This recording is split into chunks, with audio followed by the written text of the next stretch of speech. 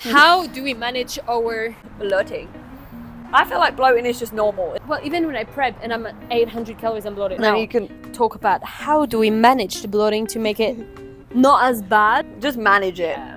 But like I say, first of all, bloating is I've been sitting on you. Is normal to a degree, and sometimes people say bloating, but they're just full. So it's like trying to distinguish the difference between actually being bloated and are you full? Like, are you in discomfort, or is it just a case of actually needing to just stop when you're full, or One eternity later.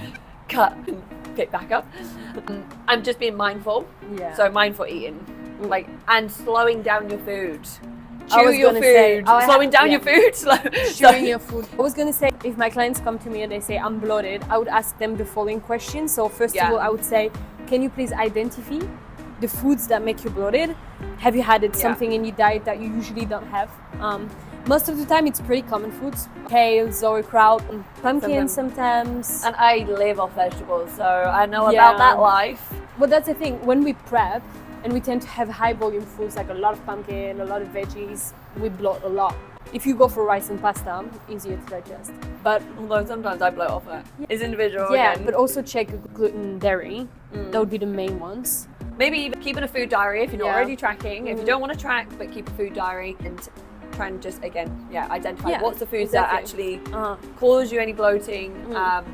And then you can't, because it is a bit of a process. You're going to have to exactly. figure out and You being have to self-aware. get to know you 100%. Yeah. And Like then you for- can start to change. yeah. But you won't want to change everything at once either. It's No, like trying exactly. to take out one Try or two and eliminate things. one. Yeah. Yeah, one at a time. And not eating so close to train. Like when you train, like Oh, going into like more of like yeah, a yeah. parasympathetic state. Uh-huh. Such a tongue twister that. Yeah. So actually going into that rest and digest, Yeah. and therefore you're actually going to Yeah. digest your food as opposed to just.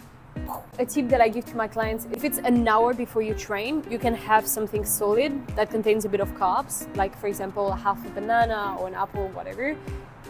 Within half an hour before you train, I would have some liquid carbs, maybe just like a quick drink. Just something that's easy to digest and fuel your session. Exactly. Carbs are fuel, girls. Personally, Live I for don't carbs. eat before I train. I would just have a bit of carbs, but I wouldn't have a big meal if I train. Like a full-on meal. No. Again, No. it depends on your time in the training. So Yeah, exactly. that's, That would be- that's like another Yeah. topic. And hydration. Staying hydrated, girls. Make sure you eat enough fibers, but don't too much. If you eat too much, enough, you can get but not bloated too as much. well. I think it's like 15 grams per 1,000. I don't know, I just calculated on my templates. Because obviously if you're on a diet, then you're not going to get your 25 grams a day that's like recommended. Yeah, check your fibers level. Fiber's good for you. I'll put mine in. That would be our tips. Yeah.